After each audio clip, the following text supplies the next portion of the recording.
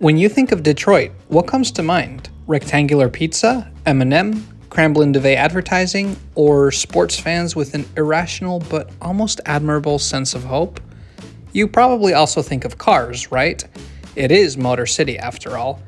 Years of car manufacturing define Detroit's history, so it would make sense if you assumed that the public transportation here is not great.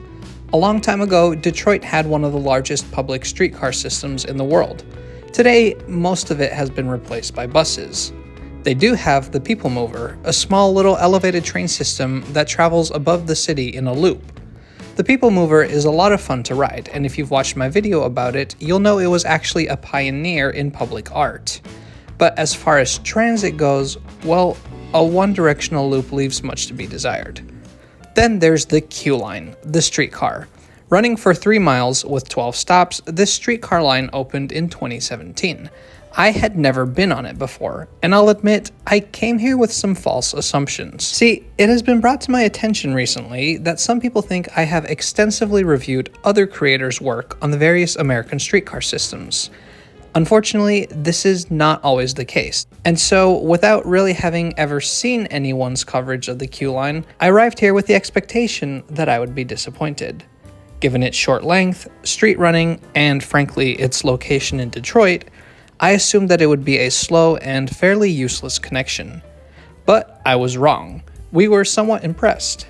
Maybe it's good that I didn't do enough YouTube research, because it let me be pleasantly surprised.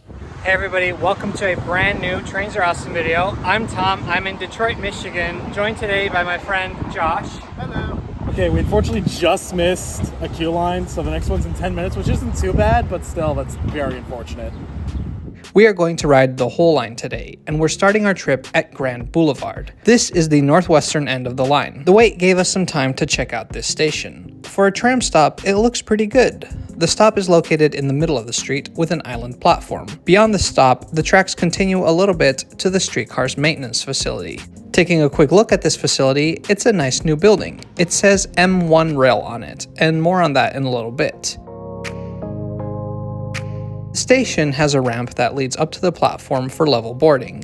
There are screens showing information in varying states of repair. There's a ticket machine, but it's out of use since the ride has been free since 2021, and passengers experiencing an emergency can use this pylon to contact help.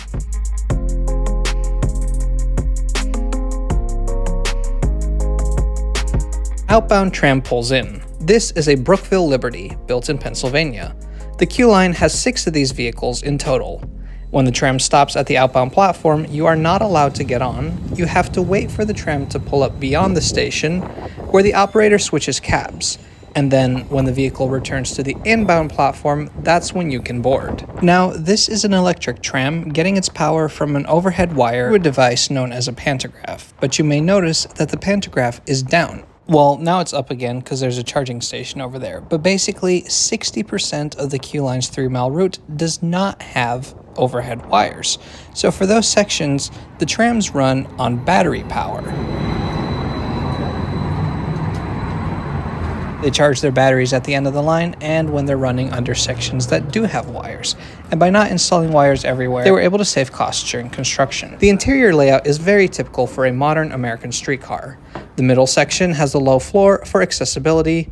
On the ends, the floor is raised, with seats in a 2x2 layout. The interior is in a little bit of a rough shape, especially for something that's just 8 years old. Apparently, they have free Wi-Fi on board. We tried to connect. It's slow. Let's see if we can do anything. Now arriving at Warren Avenue, brought to you by Penske Corporation. Please exit to the left. From Grand Boulevard until Amsterdam Street, the trains run in the median of the road, then they switch to the side of the road, but there's no noticeable difference in speed. The Q line runs almost entirely in the street in mixed traffic. In many other American cities, this is a recipe for disaster. It slows the streetcars down and makes them an unreliable form of transportation. Not here, though. First impressions? It's pretty nice. We're keeping up with traffic, going a nice 20 miles an hour, so not bad for city streets. Nice clear announcements, getting good ridership. Overall, pretty good for a new urban streetcar. We barely even had to wait for any traffic lights, and not once were we blocked by a parked car. That might be because the Q line has its very own tow truck, always on the prowl, but also because there's no street parking along the route. There's even a small section where the Q line has its own transit-only lanes. It's very short, but still, it's something. Travel speed was one thing that we were pleasantly surprised about. The other thing that we noted was that ridership on board was not bad at all. As we got closer to downtown, it even got crowded.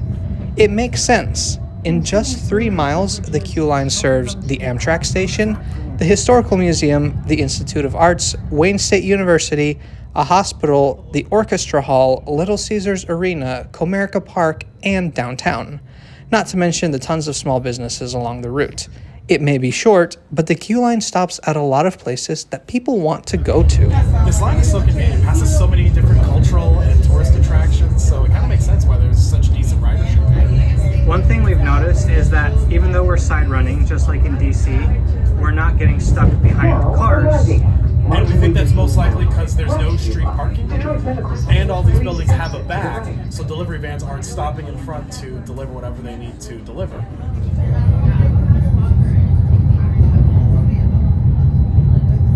So we kind of top out at 25. Not bad. Not bad. The Q line almost didn't happen. The idea began in 2006 as a partnership between the Detroit Department of Transportation and private investors. The idea was called M1 Rail, since this street, Woodward Avenue, is also known as Michigan Highway 1. It was supposed to be 9 miles long. After the federal government pulled its funding, private businesses stepped up. In 2014, construction began on a shortened 3-mile-long line. The feds ended up putting up some money after all on the condition that the Detroit area would create a regional transportation authority. In 2016, Quicken Loans bought the naming rights, which is why it's called the Q line and not M1 Rail. It opened in 2017, and after a brief fare-free period, they started charging a fare. However, the line closed down in 2020 due to the pandemic, and after reopening in 2021, it became fare-free permanently, with some Michigan-based foundations funding the difference.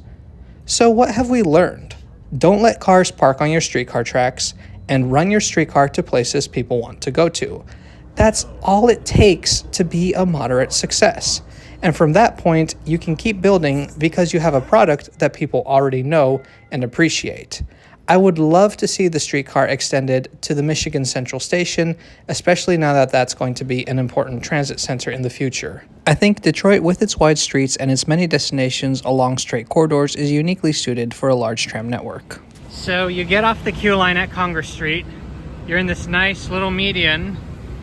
I mean, there's chairs, there's swinging chairs. Like, what more do you want? I would say that the Q line is one of my favorites of the modern American streetcars. I'd argue it's easily one of the best. I mean, it's for only being 8 years old. It has great ridership, goes past a lot of places that people want to go to, a lot of great development around the streetcar line. So good job, Detroit, for building public transit that people actually want to use. Oh, and one more thing. If construction crews need to open up the street between the rails, make sure that they're informed about the streetcar schedule.